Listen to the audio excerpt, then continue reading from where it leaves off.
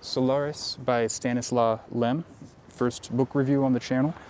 This was an awesome book. I wanted to come to an awesome place to review this book, so we have come to the living ocean of Silmar Beach, which is very fitting for Solaris because it has to do with an ocean that's alive. It's a first contact novel where a character named Kelvin shows up on a space station with some dead spacey kind of alien vibes. There's supposed to only be 2 other people on the space station because one of them has died, which he wasn't expecting. And then all of a sudden he starts seeing other people there who are not supposed to be there. Let's get back to the living ocean aspect of that. A planet called Solaris that has 2 suns should not be able to orbit consistently. It should not be able to have a consistent orbit and rotation, so therefore life should not be sustainable.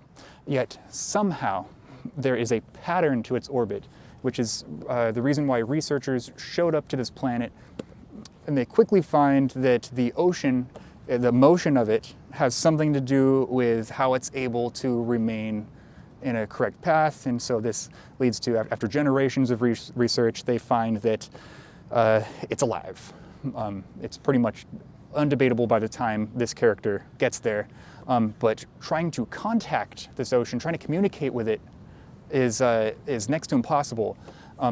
No one's been able to get through to it. They've tried everything, but just before he gets there, the scientists who are still there, the last 3 guys, they do some illegal testing where they send, like I believe it's X-rays, like powerful X-rays into the ocean, and then they pump it full of that. And after that, that's when strange things start happening.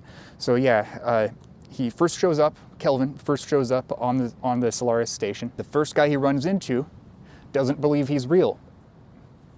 Yeah, that should say something. There's something going on here. He's kind of tripping out about that, so he wants to go talk to the other guy. And while he's going to go look for the other guy, a lady who's not supposed to be there, a giant woman, she walks by and doesn't even look at him, but he's like just frozen in fear the whole time. He's like, who the hell was that? There's not supposed to be anyone here. Another important thing to acknowledge here, which is acknowledged about at this point of the book, he has been studying as a psychologist for about 10 years for this trip. To eventually, he's always dreamed of coming here. A lot of people knew about this place. Study's been abandoned recently because there hasn't been much progress as of late. And he has this unresolved trauma.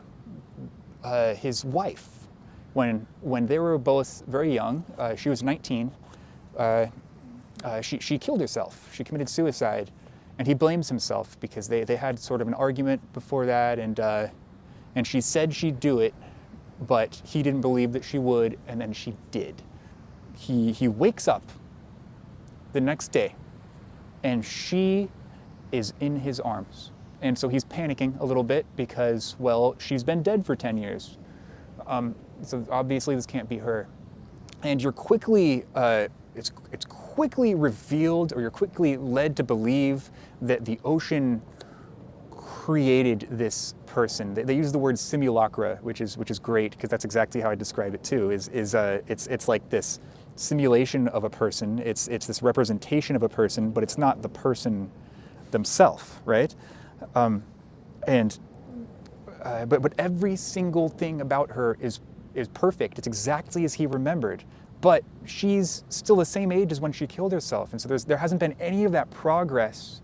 So it's like he's visiting this old aspect of his life, but it's still her, and she really believes she's her too. That's the other thing, is that she really believes that she is Rhea, the name of this character. So Kelvin is just in this awful place philosophically, psychologically, emotionally. Everything. He's in this awful place where he just doesn't know what to do. On one hand, as the reader, you want them to get together because you see this as like a way of resolving that trauma. You see Rhea, even as a simulacra, as a person, because they believe they're a person. They love Kelvin. All the love that the real Rhea felt, she feels it. It's there. And But then the other aspect is that you know this is not a person. There's an almost horror to it. And there's a horror for Kelvin, there's a horror for Rhea as she starts to learn what she is. I'd also like to talk about how the ocean was capable of doing this. So it's got these binary stars. One of them is red and one of them is blue. The red one, when it's shining on the ocean, it looks like blood, like an ocean of blood with like froth on it and stuff. It's super creepy. It's a blood ocean, you know, Metalocalypse. But the blue star, the ocean looks gray.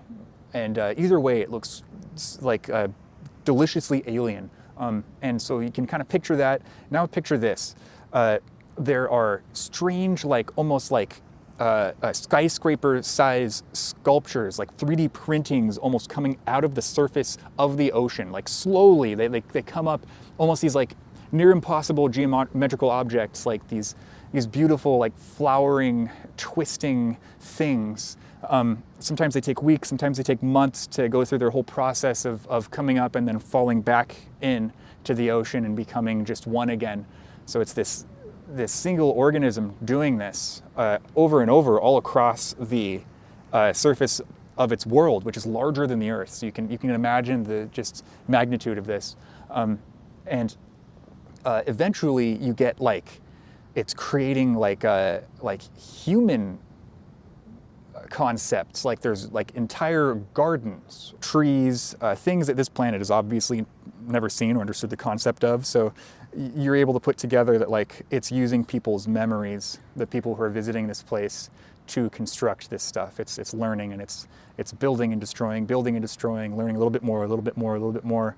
And by the time Kelvin gets there, it's been, as I said, generations of this study. And it's just a really fantastic novel. I would definitely recommend reading this. I haven't spoiled any of it. I could tell you everything that happens in this and it still wouldn't be spoiled, because the other half of this novel is like a philosophy book. It reminds me of like almost like Fear and Trembling by Soren Kierkegaard a little bit, or like really any philosophy book where it's laying out all of these different concepts and the implications of these concepts, and it's very direct. In a sense, it can feel almost a little textbooky at points, because Kelvin, he's a researcher, and he researches from books in the library on the Solaris Station.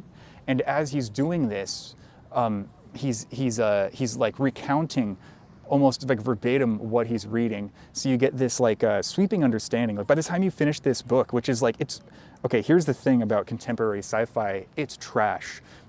Things that people do in 300 to 600 pages, this guy does 100 times more in 211 pages.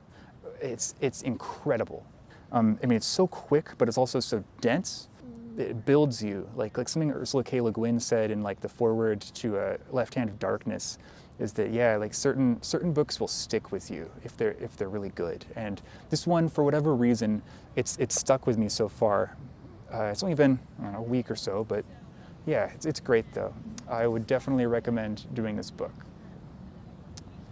Thank you for watching my first video and enjoying the day with me here at Silmar Beach.